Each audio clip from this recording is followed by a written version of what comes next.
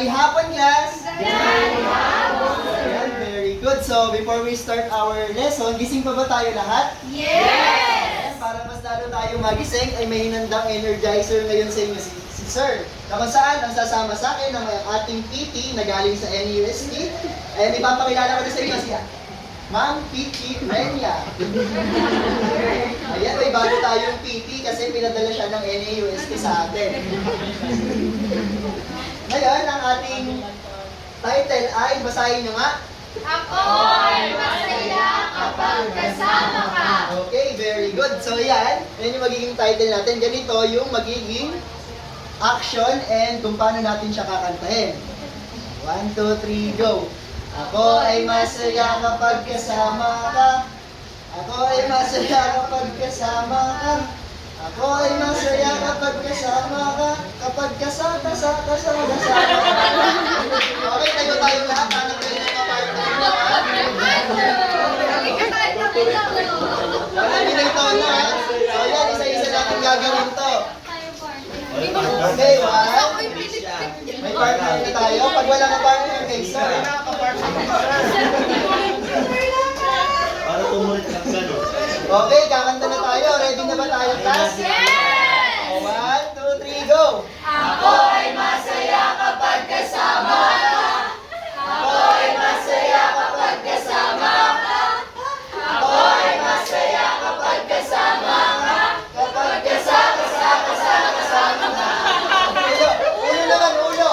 Ako ay masaya kapag kaulo ka. Ako ay masaya kapag kaulo ka. Ako ay masaya kapag kaulo ka. Kapag kaulo ka. Balikat, balikat! Ako ay masaya kapag kabalikat ka. Ako ay masaya kapag kabalikat ka.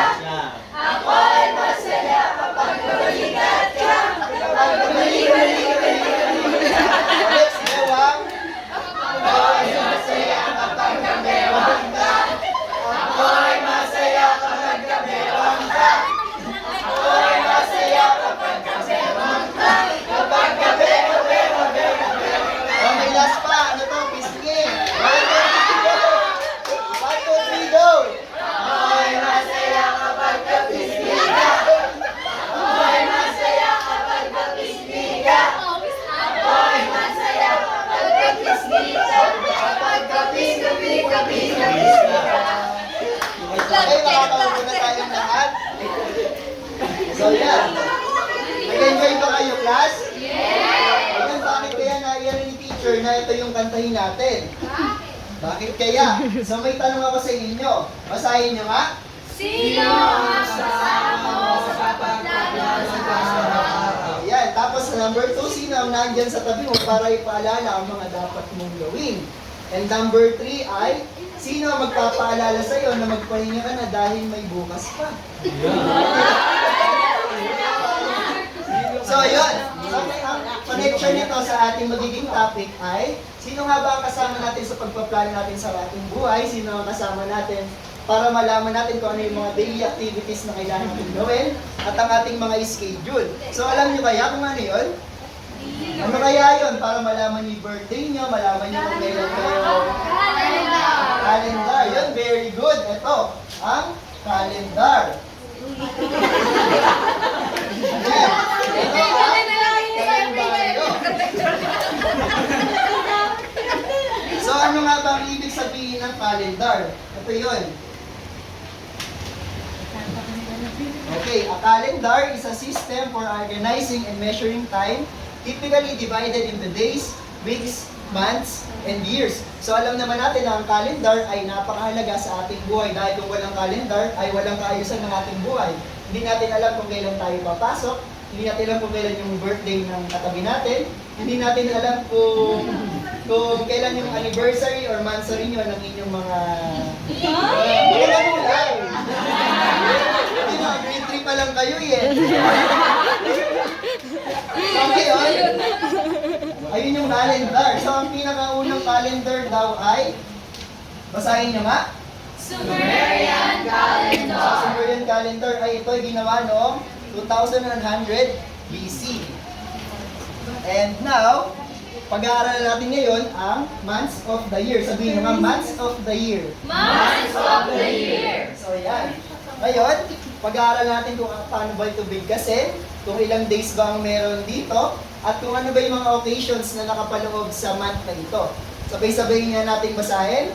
January. Ayan, very good. So, yung January is the first month of the year na kung saan ay may 31 days at pinagdiriwang dito ang, sa tingin niyo, ano to class?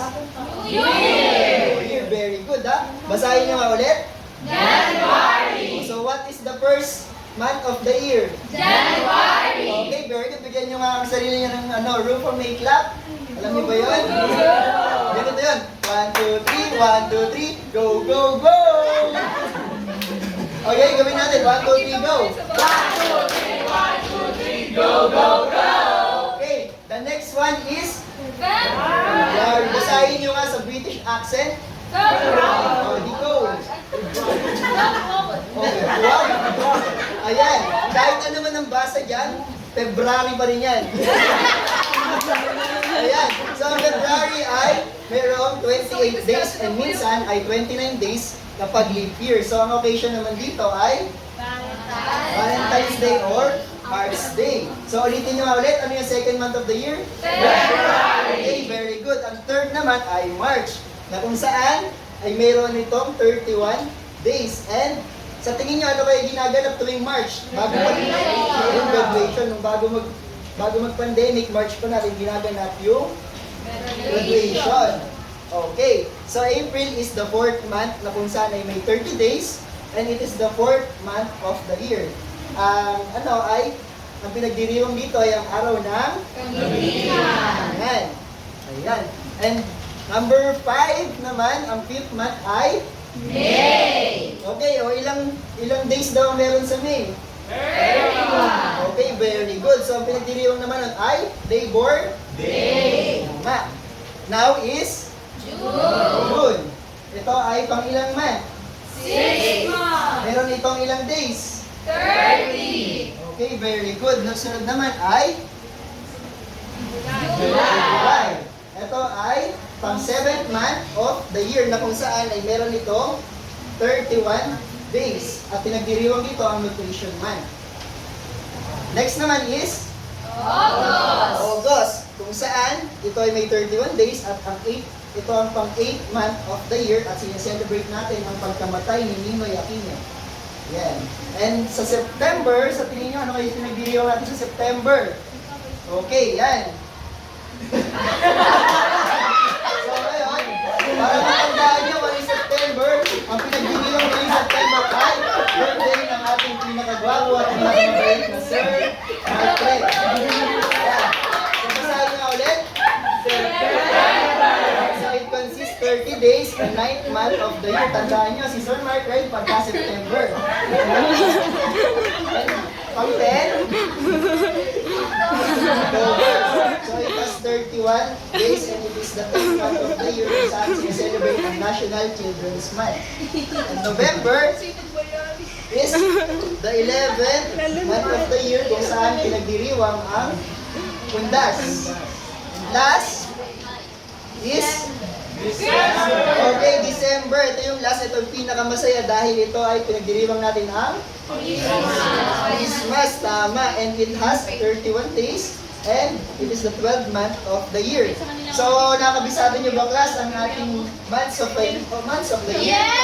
Okay, pwede po natin isa-isahin hanggang 12. 1, 2, 3, go! January, February, March, April, May, June, July, August, September, October, November, December. So, very good class. Now, mayroon tayong hinandang games bilang review na rin. And, para malaman natin kung totoo bang may natutunan kayo. So, ang ating game ay may title na. Basahin nyo nga. Okay, this is a guessing game na kung saan, yan, base sa title, alam niyo ba yo, yo, yo, yo? Yes! So, habang nag-guess tayo, magbibigay ako ng isang katanungan and pag sinabi natin yo, yo, yo, mag-iisip ka na kung ano yung sagot doon and hanggang hindi mo nasasabi sa amin yung sagot, you will keep on Okay, okay ba yung class? Okay, sino yung gusto mag-participate na nauna. Okay, Nicole. Okay, ano ulit yung sasabihin pagka go na? Yo, yo, yo! Kayo yung babasa ng tanong, ha? Okay. Ganda Dito na. ka, Miss Nicole. Kayo babasa, ha? 1, 2, 3, go! Recite the 12 months of the year. Nakabaliktad. Yo, yo, yo! Oh! Okay, nasan nga habang gumagaling ka? January!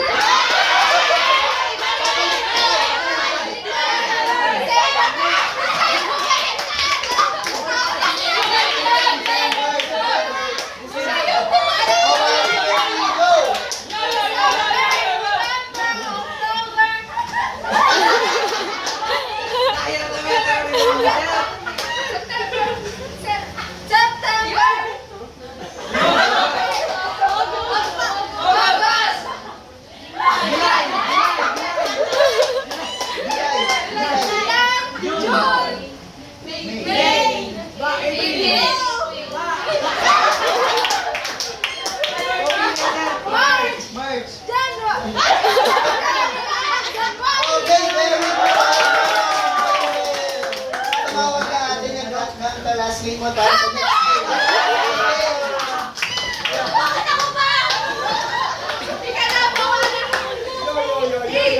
Okay, dito ka na, Miss Hannah. Mababasahin niyo na yung tanong, ha? 1, 2, 3, go! Gerald was born on June 12. Okay, 1, 2, 3, go! Gerald was born on June 12, 1903. If Gerald is still alive, why? Hindi, biro lang. Biro lang. Ilang taon na siya ngayon kung buhay pa siya ngayon? 1, 2, 3, go!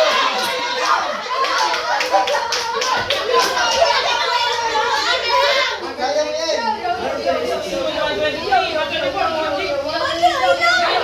Yo, yo, yo, yo!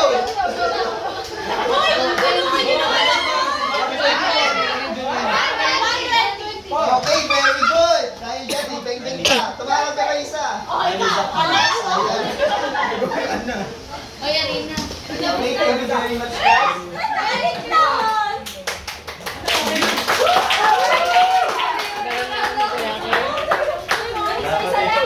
Dapat binigyan mo na ng nakaraan yan. Nakaraos ka na sana. Di bale kasi sila yung dapat gumagawa ng klase. Pwede na si Kim. Yo, yo, yo, yo, yo, yo.